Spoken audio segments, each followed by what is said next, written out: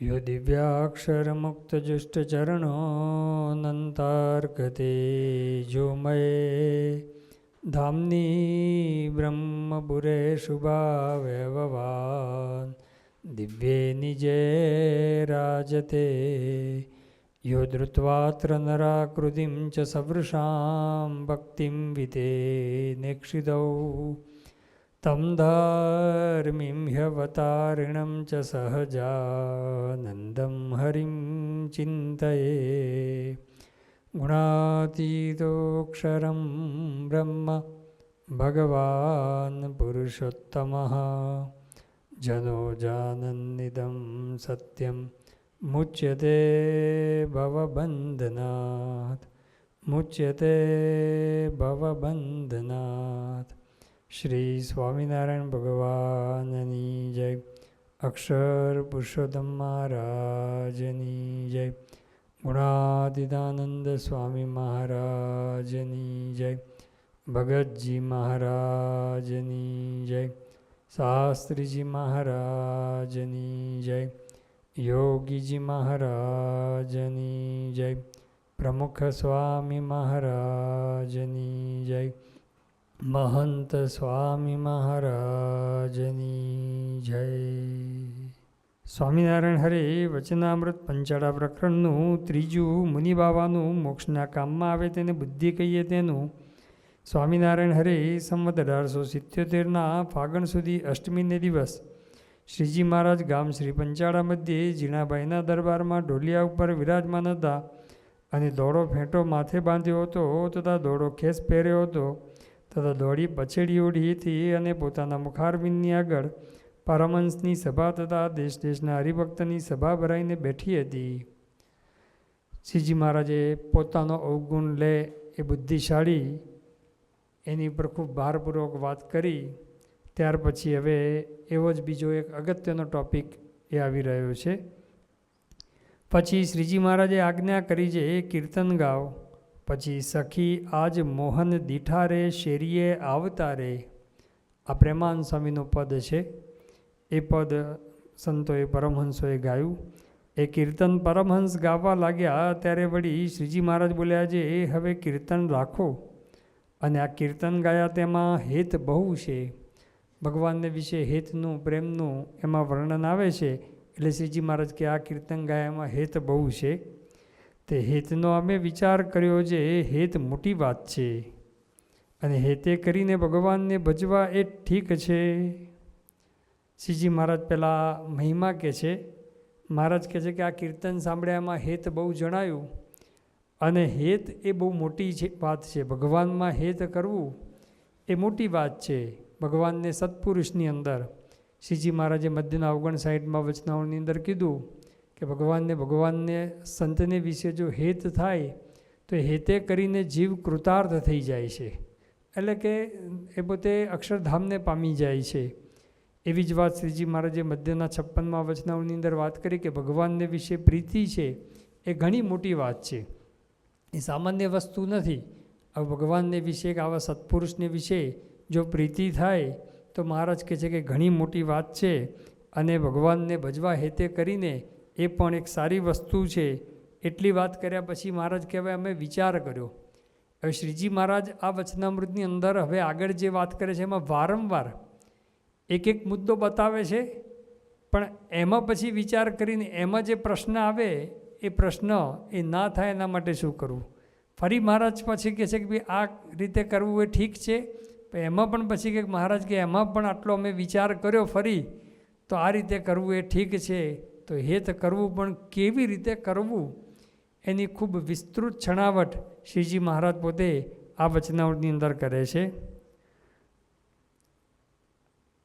તે હેતનો અમે વિચાર કર્યો છે, હેત મોટી વાત છે ને હેતે કરીને ભગવાનને ભજવાય ઠીક છે, પણ સારી પેઠે વિચારીને જોયું ત્યારે એમ જણાણું છે એ હેત છે તે જ ભગવાનની માયા છે।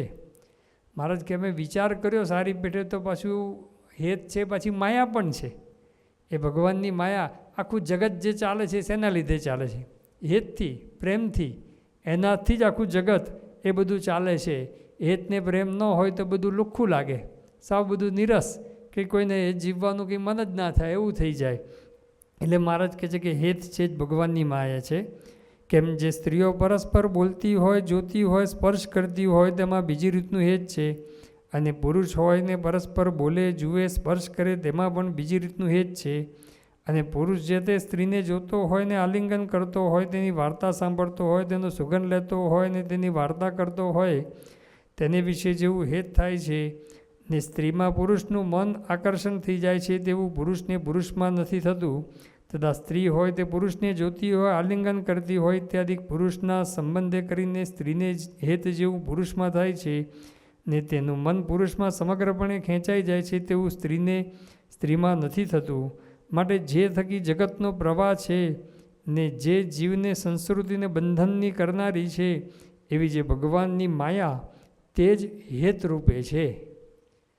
મહારાજ કહે છે કે આ હેત છે ને માયા છે. કારણ કે સ્ત્રીને પુરુષને વિશે હેત થાય, પુરુષને સ્ત્રીને વિશે હેત થાય. અને પ્રથમના 34મા વચનામાં પણ શ્રીજી મહારાજે વાત કરી કે ભગવાને એવી કળ ચડાવી મૂકી છે કે સ્ત્રીને પુરુષને, પુરુષને સ્ત્રીમાં હેત થાય, અને એ થકી ઉપજી જે પ્રજા એની અંદર પણ એ સ્વાભાવિક હેત થાય છે. એ હેતરૂપી ભગવાનની માયા છે. ત્યાં પણ શ્રીજી મહારાજે જ વાત કરે છે. મધ્યના 36મા વચનાવળમાં પણ શ્રીજી મહારાજે વાત કરી કે ભગવાન વિના બીજે ઠેકાણે હેત રહે છે તે જ માયા છે. પછી ક્યાં હેત રહે છે એની વાત શ્રીજી મહારાજ કહે છે. એક તો કે દેહમાં, દેહના સંબંધીની અંદર, અને દેહનું ભરણ પોષણ કરાવનારા, અને પંચ વિષયની અંદર. આટલાની અંદર મહારાજ કે હેત રહે છે. એમાં મહારાજ કે દેહના સંબંધી, દેહનું ભરણ પોષણ કરનારા, એમાં તો પંચ વિષય કરતાં પણ વધારે હેત રહે છે એ ભગવાનની માયા છે. એટલે પરસ્પર, એટલે આ તો શ્રીજી મહારાજે એક દ્રષ્ટાંત રૂપે આપ્યું કે સ્ત્રીને પુરુષમાં કે પુરુષને સ્ત્રીની અંદર હેત થાય. પણ ગમે ત્યાં ભગવાન સિવાય કે સત્પુરુષ સિવાય જ્યાં જ્યાં હેત થાય છે ને એ માયા છે. ઘણાને સ્ત્રીને પુરુષને, પુરુષને સ્ત્રીમાં હેત થાય, ઘણાને માતા પિતામાં એવું અસાધારણ હેત હોય, ઘણાને દીકરામાં અસાધારણ હેત હોય, ઘણાને કૂતરા બિલાડામાં હેત હોય. એવું હેત હોય કે એને મા બાપને મૂકી દે પણ કૂતરા બિલાડાને ન મૂકે. એના દીકરાથી કે પત્નીથી ઘણા તો છૂટા રહેવા જતા રહે, પણ એનો કૂતરો ન મૂકે, કૂતરાને ભેગો રાખે. તો ગમે ત્યાં મૂળ તો હેત છે, માયા છે. એને માયા છે કોઈ પણ રીતે, કે સ્ત્રીને પુરુષમાં કે પુરુષને સ્ત્રીમાં હેત થઈ ગયું હોય, અને કદાચ એમાં કંઈક પ્રશ્ન થયો, ઝઘડો થયો ને એ બધું થયું તો એમાં છૂટ્યું તો કંઈક બીજી જગ્યાએ બંધાય. પણ બંધાયા વિના એ પોતે રહેતો નથી.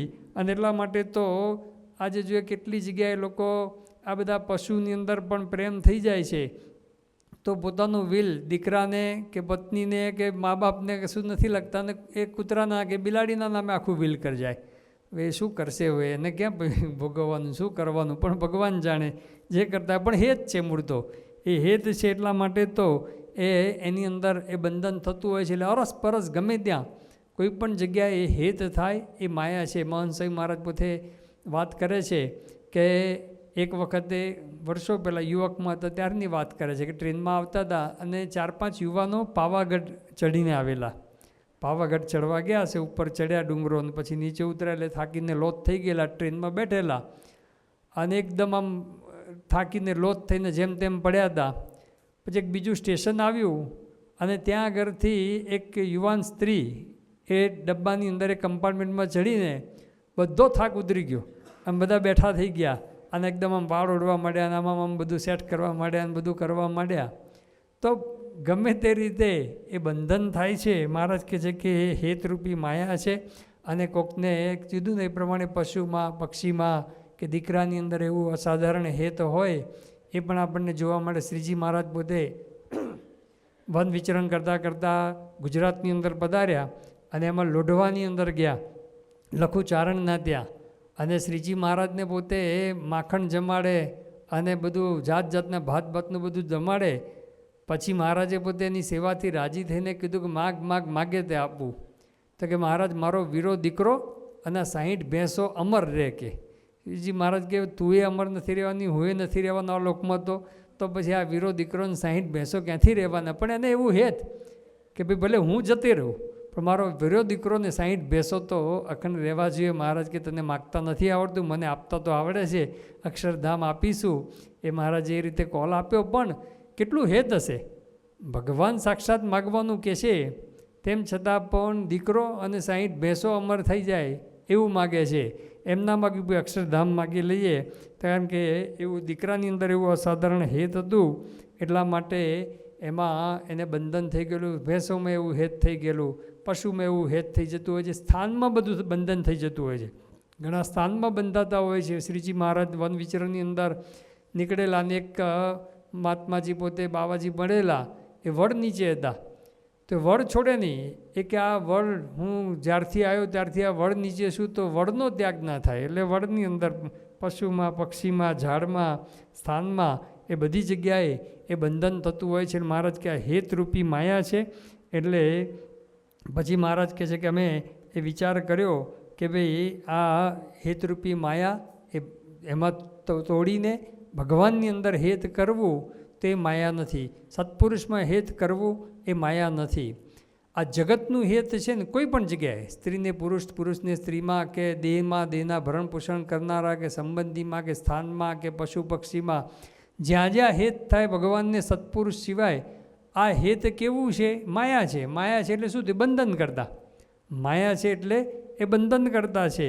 ગોપાલ સ્વામી પાસે ત્યાં આગળ ગોંડલની અંદર ગોપાલ સ્વામી હતા, અને એ વખતે એક લુહાર ભક્ત ગોપાલ સ્વામી પાસે આવ્યા અને કીધું કે સ્વામી, આ મારો દીકરો છે ને, મારે તે દીકરાનો જન્મ થયો. એ દીકરાનો જન્મ થયો પણ દીકરો એની માતાને ધાવતો નથી. તો ગોપાલ સ્વામી કહે કે ક્યાંથી ધાવે? એ ભાભો છે ને બાબો થઈને આવ્યો છે કે, કારણ કે એને મરવા સમયે એને દીકરાના પત્નીની અંદર એવું હેત થઈ ગયેલું, અને વારંવાર વિચાર કરે કે એના પેટે જન્મ લીધા જેવો છે, પેટે જન્મ લીધા જેવો છે, અને પાછી સ્મૃતિ થઈ આવી છે એને. પછી ગોપાલ સ્વામીએ દ્રષ્ટિ કરી એટલે પછી પૂર્વની સ્મૃતિ બધી જતી રહી. પણ એ ગમે ત્યાં હેત થાય શું? તે બંધન કરતા, પાછું જન્મ મરણ લેવડાવે. એટલે જગતનું હેત છે, બંધન કરતા છે. શ્રીજી મહારાજ પોતે સારંગપુરની અંદર વિરાજમાન હતા, અને મહારાજ ઉતાવળી નદીની અંદર સ્નાન કરી અને પછી પાછા ગામમાં આવતા હતા. અને ત્યાં એક ઝાંપડી એ પોતે ત્યાં આગળ જોઈ, બધા સંતો ભક્તો પણ હતા, પણ હરિભક્તો તિરસ્કાર કરવા જતાં શ્રીજી મહારાજ કે એના અંતરમાં પણ ભગવાન છે, કોઈનો તિરસ્કાર કરશો નહીં. પછી શ્રીજી મહારાજે કીધું, એની પર દ્રષ્ટિ કરીને તેને સમાધિ થઈ ગઈ. એટલે જીવા ખાચરે કીધું કે મહારાજ, આને કંઈ કશું તપ વ્રત કશું કર્યું નથી, દાન પુણ્ય કશું કર્યું નથી ને એને સમાધિ? પછી શ્રીજી મહારાજે કીધું કે પૂર્વે એ બહુ પુણ્યવંતી સ્ત્રી હતી, અને બહુ સુખી સંપન્ન સ્ત્રી હતી, અને શેઠાણી હતી, અને ઘણા બધા દાન વ્રત તપ ઘણું બધું કરેલું.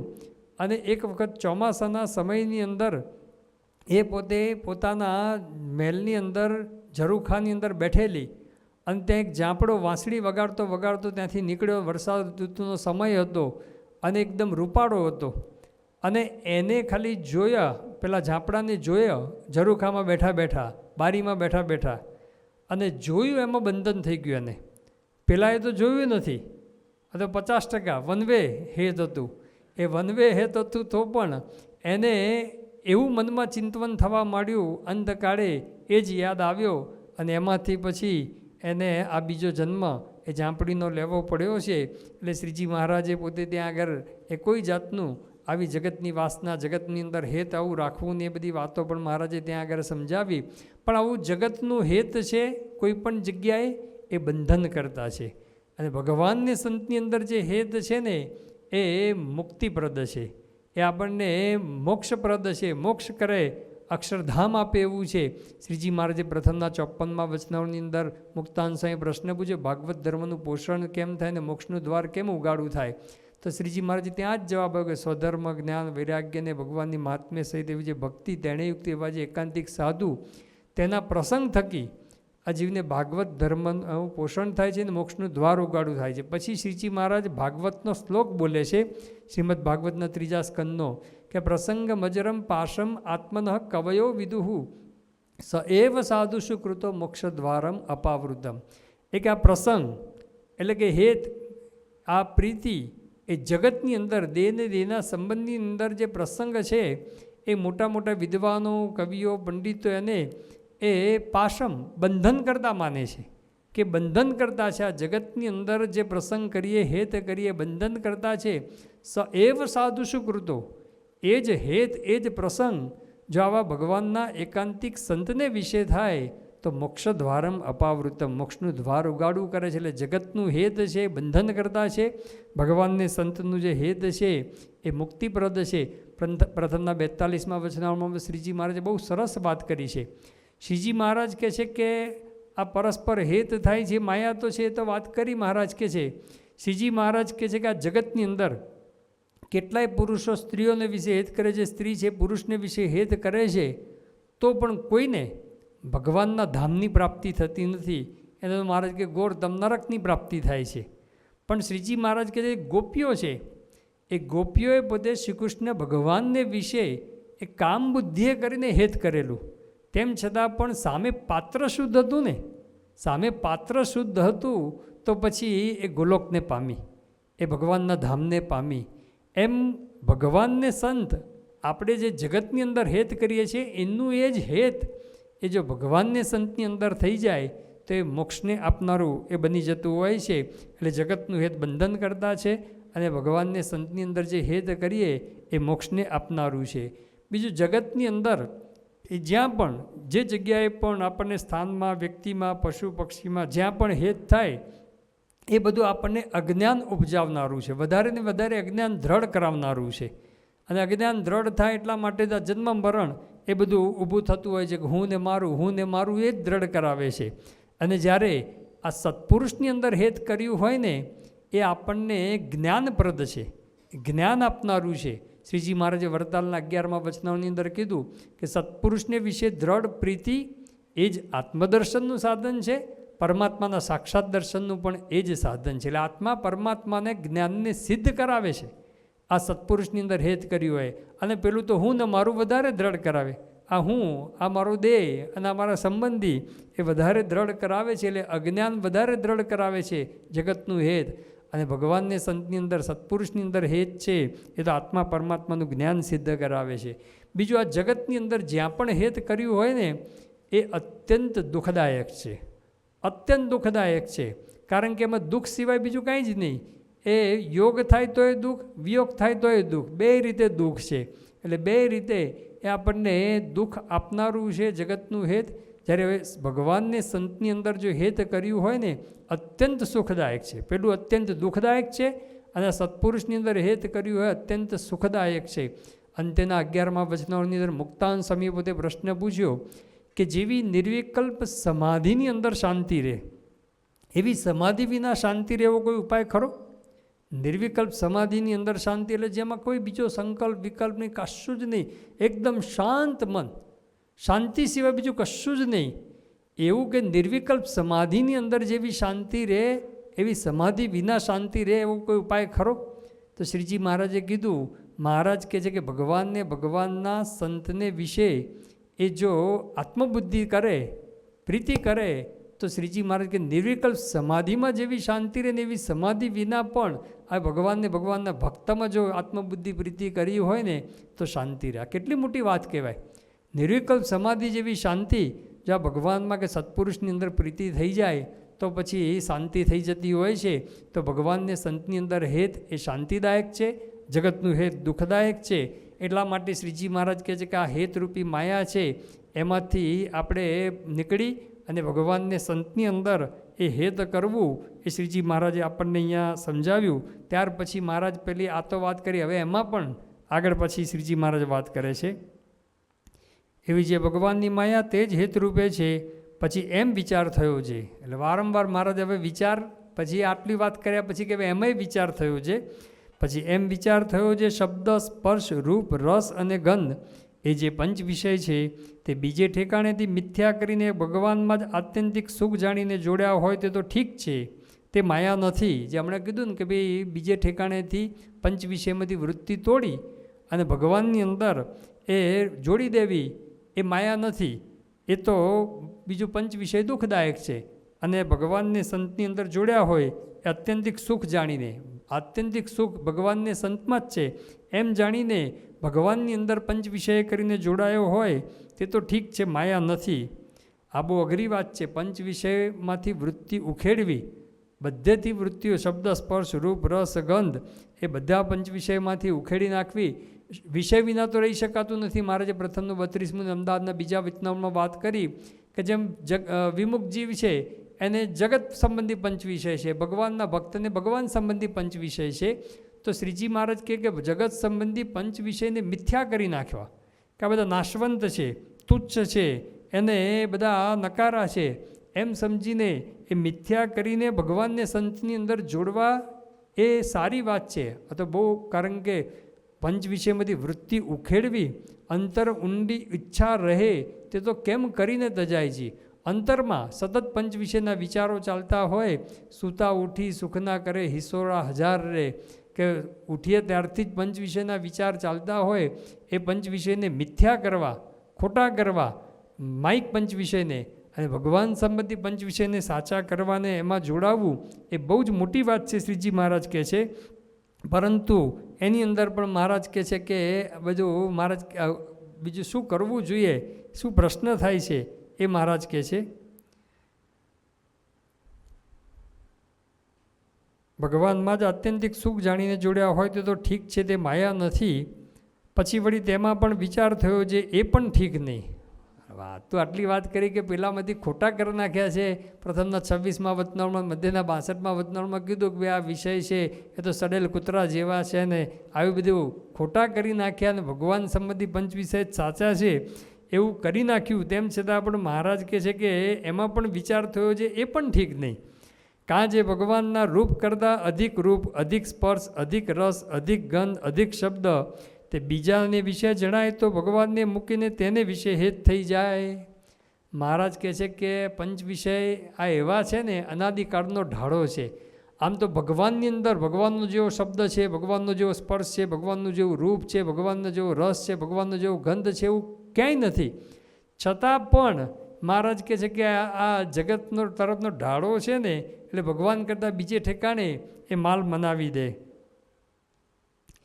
જેમ 16,100 જે શ્રી કૃષ્ણ ભગવાનની સ્ત્રીઓ હતી તે જન્માંતરે અપ્સરાઓ હતી, તેમણે બ્રહ્મા પાસે વર માગ્યો છે, હે મહારાજ, અમે દેવ, દૈત્ય અને મનુષ્ય એ સર્વેનો સ્પર્શ કર્યો છે, પણ જે નારાયણ પુરુષ છે તેનો પતિભાવે સ્પર્શ નથી કર્યો.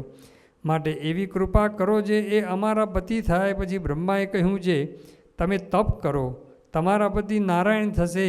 ત્યારે તેમણે ઘણું તપ કર્યું. પછી તેમની ઉપર અષ્ટાવક્ર ઋષિ તથા નારદ મુનિ તે પણ પ્રસન્ન થયા અને વર આપ્યો જે તમારા પતિ નારાયણ થશે. એવી રીતે જન્માંતરે ઘણું તપ કરીને, એટલે આગલા જન્મોમાં ઘણું તપ કરીને શ્રી કૃષ્ણ ભગવાનને પામી હતી. ઘણું બધું તપ કરી અને ઈચ્છા હતી કે ભગવાન અમારા પતિ થાય, અને એના માટે તપ કર્યું અને ભગવાનને પામી હતી. પણ જો ભગવાન કરતાં સામને વિશે અધિક રૂપ દીઠું તો તેમાં મોહ પામી. આટલું બધું તપ કરી અને ભગવાનની અંદર જોડાઈ હતી. આ 16,100 શ્રી કૃષ્ણ ભગવાનની 16,108 હતી. એમાંથી 8 જે મુખ્ય પટરાણી છે એની વાત નથી, એ સિવાયની જે 16,100 એ જે રાણી છે એની વાત કરે છે. અને આ વાત મહાભારતની અંદર પણ, હરિવંશની અંદર આવે છે, વરાહ પુરાણની અંદર, દેવી ભાગવતની અંદર અને સ્કંદ પુરાણની અંદર આજે શ્રીજી મહારાજે જે વાત કરી છે એને મળતી જ. સાધારણ અમુક શબ્દો ફેર હોય, અમુક જગ્યાએ થોડું ફેર હોય, એ રીતના ફેર સાથે આ બધા ગ્રંથોની અંદર આ વાત આવે છે. પણ મૂળ તો મહારાજને મુદ્દો સમજાવવો છે કે ભગવાનને વરવા માટે આટલી તપશ્ચર્યા કરી હતી. તપશ્ચર્યાના અંતે ભગવાન પતિ થયા અને ભગવાનનું રૂપ તો કીધું છે કે કોટી કામદેવને પણ લજ્જા પમાડે એવા ભગવાન રૂપાળા છે. આવું ભગવાનનું રૂપ છે, તેમ છતાં પણ ભગવાનના રૂપને મૂકી, કારણ કે આ લોકમાં આવે ત્યારે એવું કંઈ બતાવે નહીં, આ લોકમાં તો સામાન્ય દેખાય. તેમ છતાં પણ ભગવાનને મૂકીને સાંબ એટલે શ્રી કૃષ્ણ ભગવાનને જામવતી એનો પુત્ર એ આ સામની અંદર અધિક રૂપ દીઠું તો ભગવાનને મૂકીને એ સામની અંદર એ હેત થયું. એટલે શ્રીજી મહારાજ કહે છે કે ભલે બધું મિથ્યા કર્યું હોય, આવું તપશ્ચર્યા કર્યું હોય, ઘણું બધું કર્યું હોય, તેમ છતાં પણ બધેથી પંચ વિષયમાંથી બધેથી હેત તોડી, પ્રીતિ તોડી ભગવાનમાં હેત કરવું એ સારી વસ્તુ છે. તેમ છતાં પણ એમાં વિઘ્ન તો છે. મહારાજ કહે છે કે એમાં ક્યાંક ને ક્યાંક એ ફસાઈ જાવ, કારણ કે ભલે ભગવાનમાં આપણે માનીએ કે ભગવાનમાં સુખ છે, સત્પુરુષમાં સુખ છે, એના જેવું બીજે ક્યાંય સુખ નથી, આવું બધું વિચારીએ, બધું ઘણું કરીએ, તેમ છતાં પણ વિષય તરફનો પેલો ઢાળો છે ને, એટલે ક્યારે વિષયમાં માલ મનાવી દે એ આપણને ખબર પડે નહીં. મધ્યના 3જા વચનાઓની અંદર પણ શ્રીજી મહારાજે વાત કરી કે રસિક માર્ગે કરીને ભગવાનને ભજવા એ સારી વસ્તુ છે, પણ મહારાજ કહે છે કે એમાં હજારો ને લાખો પડી ગયા છે અને ભગવાનને તો કોઈક જ પામ્યું છે. હજારો ને લાખો પડી ગયા છે અને ભગવાનને તો કોઈક જ પામ્યું છે. એમ કરીને શ્રીજી મહારાજ વાત કરે છે કે શા માટે?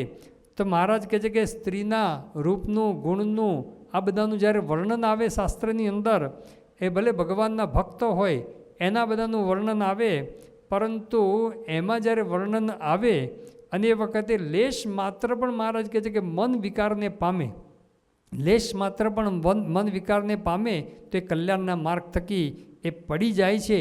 એવી વાત શ્રીજી મહારાજે પોતે કરી. પ્રથમના 26મા વચનાઓની અંદર પણ શ્રીજી મહારાજે આ જ વાત કરી કે ભગવાન સંબંધી પંચ વિષય એને આપણે ભોગવીએ તેમાં આનંદ પામે, એવો જ આનંદ પાછો જો જગત સંબંધી પંચ વિષયને ભોગવે અને એમાં આનંદ પામે તો ખોટો રસિક ભક્ત છે. ઘણા કહે ને કે જીવ જગતનો એવો ડાયો કથા સાંભળવા જાય અને ભાંડ ભવાઈને ભૂંગળ વાગે ત્યાં પણ તૈયાર થાય. બે જ કથામાં હરે હરે કરે અને પેલામાં કે હવે વાહ વાહ કરે, એટલે બે કથામાં હરે હરે કરે ને ત્યાં વાહ વાહ કરે, એટલે ક્યાંથી ક્યાં માલ મનાઈ જાય એ ખબર પડે નહીં. જે કહે છે કે ભગવાનના કીર્તન ગાતા હોય કે ભાઈ તોરી મોરી પ્રીત ન છૂટે રે. હવે પેલો જે ગાવાવાળો હોય ને પછી અથવા તો જે કરતો હોય એને તો તોરી મોરી પછી બીજા હોય, એ ભગવાનની જગ્યાએ એના મનમાં તો બીજું ચાલતું હોય. એટલે શ્રીજી મહારાજ કે ક્યારે એ બીજે માલ મનાઈ જાય ખબર પડે નહીં. એટલા માટે શ્રીજી મહારાજ કે રસિક ભક્ત ખોટો છે. પછી જાગ્રતમાં તો બરાબર, શ્રીજી મહારાજ તો ત્યાં પ્રથમના 26મા વચનાવળમાં કહે છે કે સ્વપ્નમાં પણ એ જગત સંબંધી પંચ વિષય કરીને જો આનંદ પમાય અને ભગવાન સંબંધી પંચ વિષય કરીને આનંદ પામે, એવો જ જગત સંબંધી પંચ વિષય કરીને આનંદ પમાય તો તે ભક્તોનું રસિકપણું ખોટું છે. એવી શ્રીજી મહારાજે વાત કરી. કારણ કે ક્યારે આમ બદલાઈ જતું હોય ખબર પડતી નથી. સોખડાના ત્રિભુવનદાસ હતા, એ શાસ્ત્રીજી મહારાજ પ્રત્યે હેત હતું અને ગેલડી ડોલું રે તમ વિના હું તો ગેલડી ડોલું રે, એવું એમને હેત હતું. ને હેતે કરીને એમણે કેટલું બધું સમર્પણ કર્યું, ખૂબ જ મોટું સમર્પણ. બોચાસનનું પહેલું મંદિર જ્યારે આપણું થયું ત્યારે સૌથી મોટું સમર્પણ એમનું હતું, પરંતુ એમને વસોનાયક મોતીભાઈ સાથે એવું હેત થઈ ગયું, શાસ્ત્રીજી મહારાજ કરતાં પણ વધારે હેત એમાં થઈ ગયું. અને પેલા મોતીભાઈને ગમે નહીં. આ ઘણી વખત પ્રશ્ન આ થતો હોય છે કે એકને થાય ને પેલાને સામે ના થાય, એટલે પ્રશ્નની પરંપરા. બેયને વાંધો બેયને હોય તો પછી વાંધો ના આવે, જોકે બંધન કરતા તો છે, પરંતુ પેલાને એકને હેત અને પેલાને ગમે નહીં અને મોતીભાઈને ગમે નહીં. એટલે પછી શાસ્ત્રીજી મહારાજને કીધું, શાસ્ત્રી મહારાજ કે તારે એનો થોડો તિરસ્કાર કરવો, એટલે પછી ધીરે ધીરે હેત તૂટી જશે. આવું એ ત્રિભુવનભાઈને ખબર પડી કે શાસ્ત્રીજી મહારાજે આવું કીધું છે અને એવું કે કાગળ લખ્યો હશે, કાગળ વાંચવામાં આવ્યો હશે. એટલે એમના શાસ્ત્રીજી મહારાજનો અભાવ આવ્યો અને શાસ્ત્રીજી મહારાજને મારવા માટે તૈયાર થયા આણંદ સ્ટેશને પોતે. તો આવી રીતે જો હેત હતું, પરંતુ સાથે સાથે એ બીજામાં હેત થઈ ગયું. જેવું શાસ્ત્રીજી મહારાજમાં હેત હતું એવું બીજામાં હેત થઈ ગયું. તો પછી અંતે પ્રશ્ન તો પછી તો જો કે પાછા વળી ગયા, સત્સંગમાં આવી ગયા અને પાછા સેવા કરવા લાગેલા. પરંતુ મહારાજ કહે છે કે ક્યારે એ શું થઈ જાય એ ખબર રહે નહીં. આ જે 16,100 જે રાણીઓ હતી એના જેવું પણ થઈ જતું હોય છે. અને કેટલાય લોકોના જીવનની અંદર એ જોવા મળે છે. એ ભગવાનમાં જેમ હેત કરે એવું જગતની અંદર પણ હેત થઈ જતું હોય છે. એટલે શ્રીજી મહારાજ કહે છે કે ભલે જગતમાંથી ખોટા પંચ વિષય ખોટા કરીને ભગવાનમાં જોડાયા હોય, પરંતુ ક્યારે આપણું મન આપણને ફસાવી દે ને એ ખબર પડે એવી નથી. ઇન્દ્રિયો અને મન એ ક્યારે આપણને છેતરી જાય અને ક્યારે બીજે જોઈન્ટ આપણને કરી દે ભગવાન સિવાય, સત્પુરુષ સિવાય, એ આપણને ખબર ના રહે. એટલા માટે શ્રીજી મહારાજ કહે છે કે આવી રીતે હેત કરવું એ ઠીક નહીં. માટે જેની એકમતી રહેતી ન હોય તેને પંચ ઇન્દ્રિયોના વિષયના સુખ સંબંધે કરીને ભગવાનમાં પ્રીતિ કરવી તે ઠીક નહીં. અને જેની મતિ એકની એક નિસ્તર્કપણે રહ્યા કરે તેને તો ઠીક છે.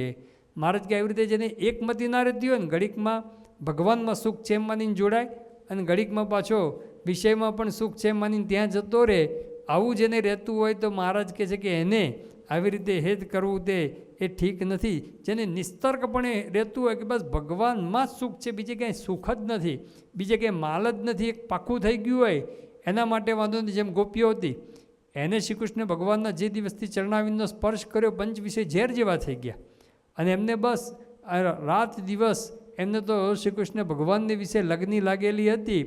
એવું હોય એને મને વાંધો નથી, પરંતુ મહારાજ કે જે આવું કે એક બુદ્ધિ ના રહેતી હોય અને પછી આમથી આમ હાલક ડોલક રહેતી હોય તો એને પછી આવી રીતે હેતે કરીને જોડાવવું એ ઠીક નથી. એને કેવી રીતે જોડાવવું એ પણ મહારાજ વાત કરે. જે મુક્તાન સ્વામીના જીવનની અંદર પણ જોઈએ એમાં મહારાજમાં હેત થઈ ગયું, પછી બસ બીજું ખોટું કરી નાખ્યું. એમણે કીધું ને, રસિયાજી તમ સંગ રંગ લાગ્યો મને, રસિયાજી તમ સંગ રંગ લાગ્યો મને, ગમે નહીં જગતનો ગંધ મુજને, ગમે નહીં જગતનો ગંધ મુજને, આજ મુક્તાનંદ આડ સર્વે ટળી, અર્પી હું તન મન નાથ તુજને, હે માહરે મંદિરે અખંડ રહો માવજી. મુક્તાન સંગે રસિયાજી તમ સંગ રંગ લાગ્યો, તમારી સાથે એવો રંગ લાગી ગયો, તમારી સાથે એવું જોડાણ થઈ ગયું કે ગમે નહીં જગતનો ગંધ મુજને. હવે મને જગત કંઈ ગમતું નથી. તો આવી રીતે મહારાજ કે છે જેને દ્રઢપણે રહેતું હોય એને ભગવાનમાં આવી રીતે હેત કરવું એ ઠીક છે.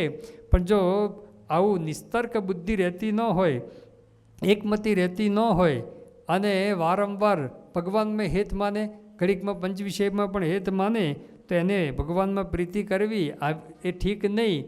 એને પ્રીતિ તો કરવાની છે, પણ કેવી રીતે પ્રીતિ કરવી એ શ્રીજી મહારાજ જે વાત કરે છે એની વાત આપણે આગળ ઉપર જોઈશું. શ્રી સ્વામિનારાયણ ભગવાન.